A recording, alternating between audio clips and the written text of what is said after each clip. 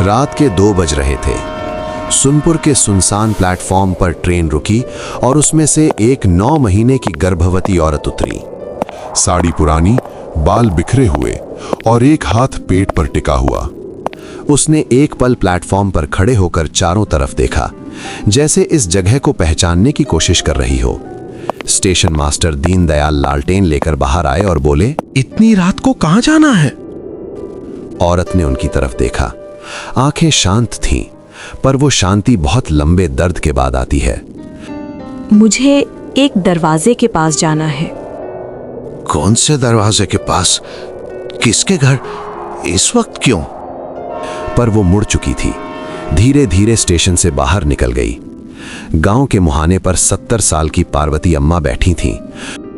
उस औरत को आते देख उनके हाथ कांपे और वे बुदबुदाईं। वो लौट आई है। उस रात सुनपुर को नहीं पता था कि जो वापस आया है वो माफ करने नहीं, हिसाब मांगने आया है। कहानी 30 साल पहले की है। माया घर में अकेली थी। उसका पति विजय काम के सिलसिले में शहर गया था। माया 9 महीने की गर्भवती थी। हर करवट पर दर्द था और जब नींद आती तो अजीब सपने आते। तभी विजय का फोन आया।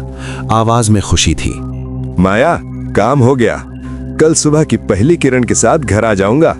माया के चेहरे पर हफ्तों बाद मुस्कुराहट आई। उसने अपने पेट पर हाथ रखकर कहा, सुना ना, तुम्हारे पापा कल आने वाले हैं। उस रात उसने घर सजाया, विजय के लिए उसकी पसंद का खाना बनाने की तैयारी की। अगली सुबह उसने दरवाजा खोला। विजय सामने था, पर खड़ा नहीं, जमीन पर बेजान पड़ा था। चेहरा नीला, हाथ बर्फ जैसे ठंडे। मौत अचानक आई थी। माया वहीं बैठ गई। न आंखों में आंसू थे, न मुंह से कोई आवाज निकली। सुबह गांव वालों की भीड़ जमा हो गई और कानाफूसी शुरू हुई। गांव की एक औरत, देखो जरा भी नहीं रो रही, जरूर इसे पहले से पता था। मुखिया धर्मराज चिल्लाया, ये औरत श्रापित है। इसके कदम पड़ते ही सुहाग उजड़ गया। इसे गांव से बाहर निकालो, वरना पूरे गांव पर आफत आएगी। किसी ने नहीं पूछा कि विजय कैसे मरा। किसी ने माया से नहीं पूछा कि वो ठीक है या नहीं। शाम ढल रही थी और आसमान में काले बादल घिराए थे। माया अपनी चौखट पर बैठी थी। गांव ने उसे निकाला था, पर वो गई नहीं। जाती भी कहां? तभी उसे तेज दर्द उठा। वो उठी और दीवार का सहारा लेकर लड़खड़ाने लगी। उसने पहला दरवाजा खटखटाया। भैया, दरवाजा खोलो, बहुत दर्द हो रहा है। अंदर दिया जल रहा था, पर दरवाजा नहीं खुला। उसने दूसरा दरवाजा खटखटाया, फिर तीसरा, फिर चौथा। हर घर में रोशनी थी, पर किसी ने किवाड़ नहीं खोले। बारिश शुरू हो गई। माया भीगती रही, तड़पती रही, पर रुकी नहीं। गांव के बीचों बीच चौपाल थी। वो वहां पहुंची और हार कर बैठ गई। अगली सुबह जब गांव वाले चौपाल के पास से गुजरे तो सब ठिठक गए। चौपाल पर 2 ठंडी लाशें पड़ी थीं, एक माया की और एक उसके नवजात बच्चे की। धर्मराज ने लाश देखकर अपना मुंह फेर लिया और बोला, श्रापित थी इसीलिए मरी।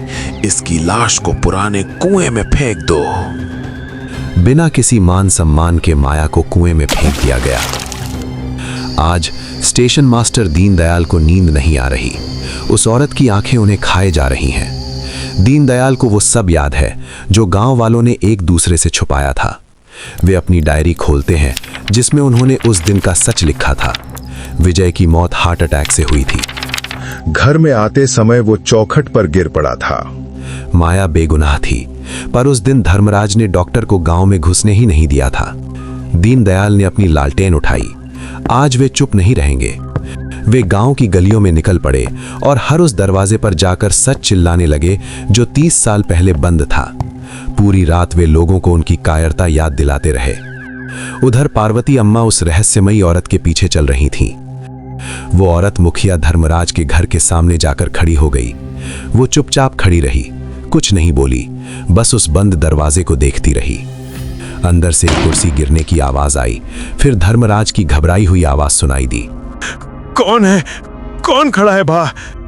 दरवाजा नहीं खुला, बिल्कुल वैसे ही जैसे 30 साल पहले माया के लिए नहीं खुला था। मुखिया धर्मराज ने खिड़की से उस औरत का चेहरा देखा। उसे लगा माया लौट आई है। वो डर के मारे पागलों की तरह चिल्लाने लगा और अपना दिमागी संतुलन खो बैठा। अगले दिन पार्वती अम्मा दीनदयाल पास पहुंची और उनके हाथ में एक पुरानी पीली पड़ चुकी चिट्ठी थमाई। दीनदयाल ने चिट्ठी खोली। माया की लिखावट थी, कांपती हुई पर साफ।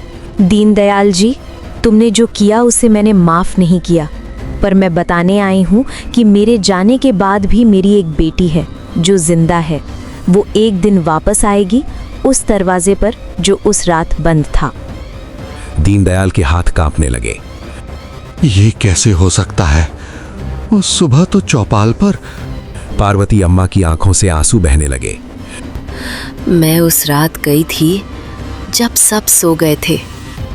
मेरा दिल नहीं माना। चौपाल पर माया मर चुकी थी, पर एक बहुत हल्की आवाज आई। बच्ची थी, वो सांस ले रही थी। मैंने उसे उठाया, अपने कपड़े में लपेटा और शहर में एक जानने वाले के पास छोड़ आई। किसी को नहीं बताया, क्योंकि मुझे गांव वालों के पागलपन से डर था।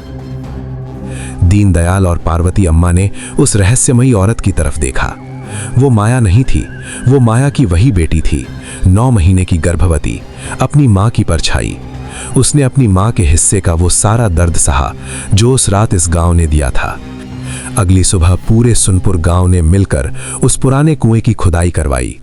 माया और उस नन्ही देह के अवशेष निकाले गए, जिन्हें 30 साल पहले कचरे की तरह फेंक दिया गया था। पूरे मान सम्मान और रीति रिवाज के साथ उनका अंतिम संस्कार किया गया। गांव के लोग सिर झुकाए खड़े रहे। उनकी आंखों में वो पछतावा था जिसे अब बदला नहीं जा सकता था। आज भी मुखिया धर्मराज उसी कुर्सी पर बैठा रहता है, खामोश, किसी को नहीं पहचानता। पर गांव वाले कहते हैं कि हर अमावस्या की रात धर्मराज के घर से एक बच्चे के रोने की आवाज आती है, जैसे कोई आज भी उस बंद दरवाजे को खटखटाकर इंसाफ मांग रहा हो। और सुनपुर जंक्शन पर आज भी वो कोहरा छाया रहता है जो उस अधूरी कहानी की गवाही देता है।